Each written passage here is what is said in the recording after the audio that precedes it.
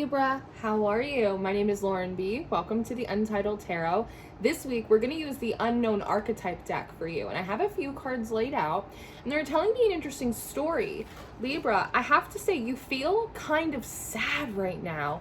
It's not quite depression, but it definitely feels like confusion, and it definitely feels like a little bit of low self-esteem. Are you not feeling so hot about yourself? It's that feeling of when you feel yourself backed into a corner and you're really frustrated and you can't seem to figure out how to get out of whatever predicament you seem to have found yourself in, and you just feel like you can't do anything right. And it really just wears down on like your sense of self. We have Alethea coming out for you first and foremost, and this is a card about the truth. And this is a truth that is desperately wanting to be recognized by you right now, but I think it's a different truth than you think it may be. I think you expect the truth that you're avoiding and not seeing to be the truth that, like, you're really not supposed to do whatever it is that you want to do, that you're not as good as you think you are, that, like, it actually isn't gonna work out, and you're just wasting your time. It's like this very negative inner critic that feels like it's coming forward with the, persona of truth, but in actuality it's kind of just an energy suck. There's almost this feeling of there's like an energy vampire that lives inside of you, and it's your own inner critic. Now the riddle is coming up next. And so again, this is the idea of like, I can't figure it out. What's the blockage? What's the problem? What do I need to heal? What do I need to break through? And it's sort of just like this never ending line of questioning, kind of trying to figure out like what it is about yourself that like you have to change, or what is it about the situation that you haven't been clever enough or intuitive enough to figure out. But again, the thing with this riddle card is that it doesn't have a clear stop and a clear end point, which also kind of tells me that you're not really that good at figuring out when you're starting to go down the rabbit hole, when you're taking it a little bit too far, when you've, extended past like what should be your limitation in your line of questioning, right? It's almost like one of those cop shows, like very like dun dun Law and Order, and the one detective comes in, is asking the criminal questions, and then the second one comes in and he's like pushing the criminal like across the room, he's throwing the table and he's getting in his face. It's like he just takes it too far. He doesn't realize when he's not going to get the answer that he wants, and no amount of brute force is going to be able to bring it forth. And so Libra, when you feel like you have these blockages or you're doing something wrong and you can't figure it out, the solution to that is not to continually like grind yourself down into this state where you're feeling really low about yourself, when you're feeling like sort of like incompetent. And the solution to it also isn't being overly aggressive with yourself and trying to push yourself, and I just need to pull myself up by my bootstraps. It's like, it's all too much, because the thing is that the empty room comes next. And so Libra, I'm wondering if like the truth, if your question is, what am I doing wrong? What else do I have to do in order to bring something into fruition or to get to the next step? I think that the truth is nothing. There's nothing wrong with you. There's nothing wrong with you. And you're not doing enough. There isn't some grand mystery or some sort of celestial strategy that you have yet to tap into.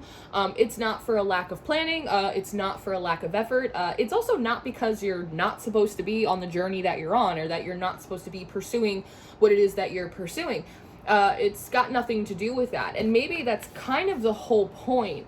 I've been in many seasons in my life where things weren't working, and I thought, I have to study more, I have to research more, like, because I pride myself on my cleverness, right? And as a Libra, I'm sure you do too.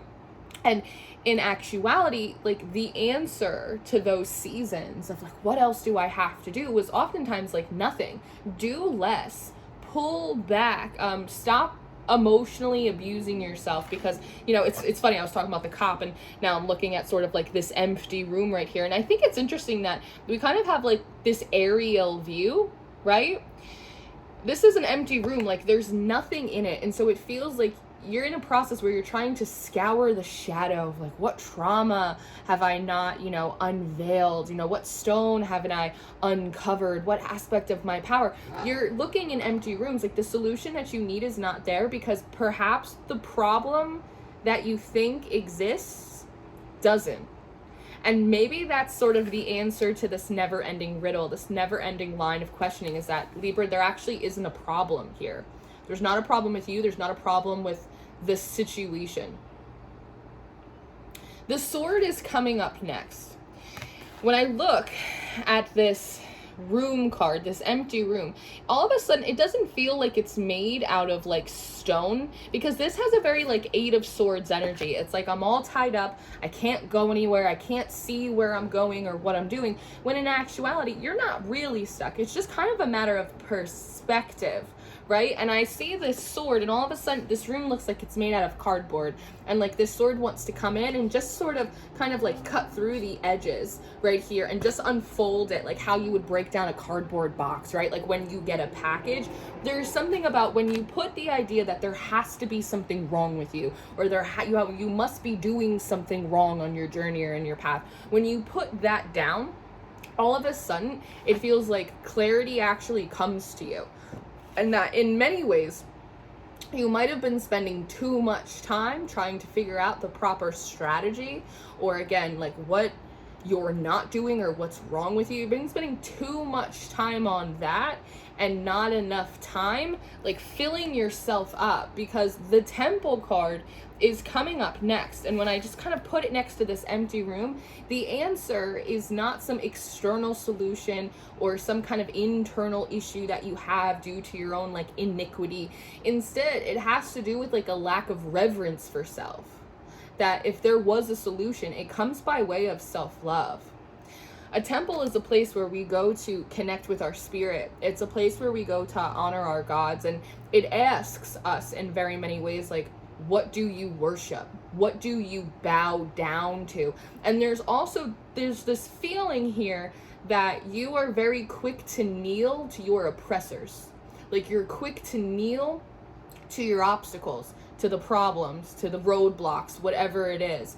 But in so many ways, you will not kneel for the perseverance of your own spirit, for the lightness of your own heart. In this truth card, Alethea, on my board, we have this white rose, sort of in this dark little triangle here, right? Like this dark room. There's an aspect of your own light, of your own levity, of your own ability to balance, right? That you're not recognizing. And it's interesting because on the other side, we have this black rose kind of pushing forward into the white triangle. And there's sort of this idea that because of low self-esteem, because you don't have any reverence, or in many ways, like you might be lacking respect for yourself. It's almost the idea of like, when I figure out the riddle, then I'll be able to respect myself. But everything that you've done up until this point is somehow not worthy of respect. It's not worthy of celebration. It's not worthy of reverence. There's this idea that like there's always more shadow to unpack, and it just feels like the shadow wants to tell you to leave it alone. You can't exercise your shadow out of you. Your shadow is something that you connect to, you can train it, you can hone it, and then it just has to exist with the rest of you, right? And so it's like the shadow doesn't want to be poked and prodded anymore. And as a matter of fact, it feels like in a lot of ways, without even realizing it, because you may hold like low self-esteem or such a disdain or just like a frustration with yourself for not being like as good as like you feel like you're supposed to be, you actually end up projecting like much more shadow out there into the world. It's the idea of like, if I'm really hard on myself and somehow I'm able to figure out the riddle, that is me, or that is this problem, I will be able to put my best self forward. But the process of this feels very like abusive to self, right? It feels like it lacks a lot of compassion. And I also think that it grinds you down to the point where you start feeling almost like a lot of pity for yourself as well. It's like, oh, I'm so dumb and I can't figure this out. And like, oh, it's a very like Eeyore, like, oh bother, what's the point? It like very quickly becomes like a very self-pitying and like a very nihilistic type of energy, which doesn't really serve you, and it doesn't really mesh with your Venusian energy either. And so again, it's the idea of like when you're being overly critical to yourself, so that way you could put your best foot forward, right, by like training yourself like a drill instructor, that you actually end up projecting like your shadow self out there into the world. Whereas if you were actually able to instead to like fill up your own cup, to recognize that like you are a part of like an infinite abyss with the rest of us, with creation, with gods and man, and you know, the trees and the birds, and you know, in many ways you're only here for like a small blip of time, and you know, all of the mountains that you climb and the things that you accomplish are wonderful and amazing, but they really pale in comparison to just like the spirit and your heart of like who you are. And that's the way that you were just born by accident into this world, and like that has always and will always be the most profound and special thing about you. All of a sudden it's like the lights come back on. You stop treating yourself like a pet project, and you stop torturing yourself with this never-ending line of questioning, especially line of questionings that don't have solutions to them, because they may not actually be problems. Vision, I see the vision card at the bottom of the deck, and I think, do you see how much more colorful this card is? When we take this sword, the sword is a tool. It can also be a weapon, right? And it's bringing up the idea of like your word is your weapon, Libra. How you talk to yourself, the way you communicate to yourself, your internal dialogue, and like being a little bit more mindful. If you wouldn't say it to a friend, like why would you say it to yourself? If you wouldn't be that hard on your, you know, your sister or your buddy, your pal, a student, if you wouldn't be that critical to anyone else, like why are you doing it to yourself? If you're able to choose your words as a weapon, not to cut yourself down, but to cut out that Eight of Swords bullshit energy that always makes you feel like you're one step behind, when in actuality, you're probably a couple of steps ahead. All of a sudden, it's like you cut out all of this blackness. You cut out this unnecessary shadow, because it sort of feels like when you have a cut, or you hurt yourself and you keep scratching at it and picking at it, it gets inflamed. And that's what it feels like is happening when it comes to your shadow. You're doing like too much shadow work. You're being like hypercritical of yourself.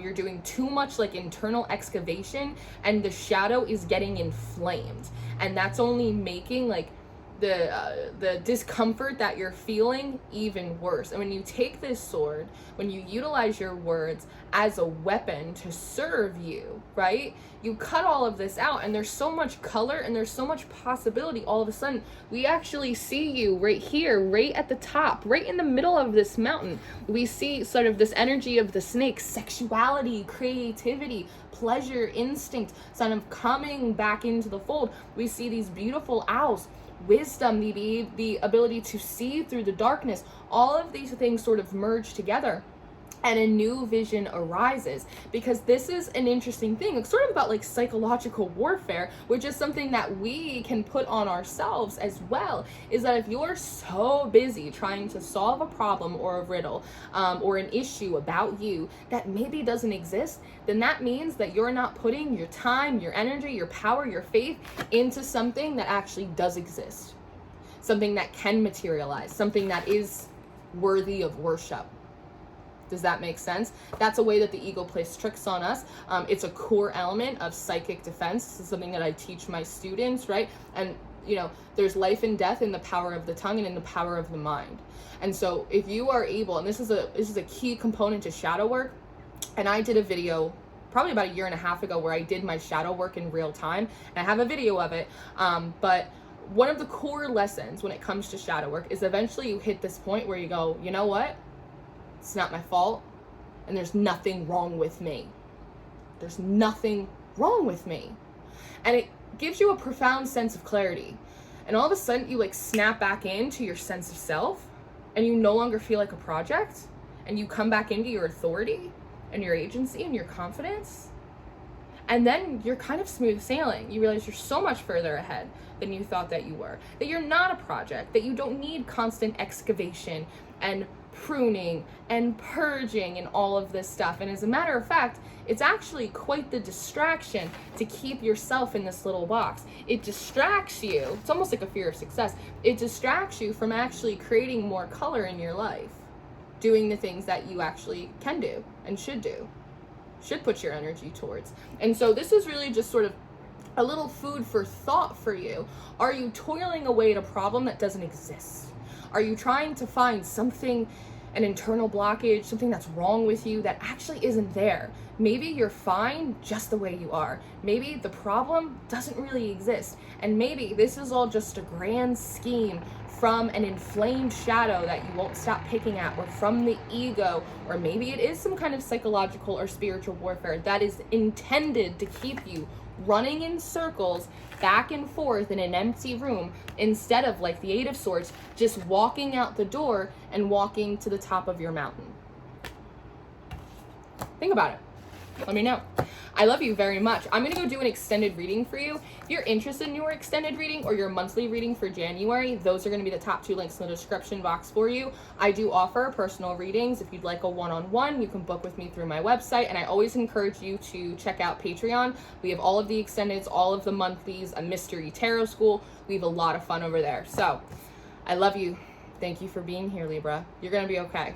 I'll see you next time. Goodbye.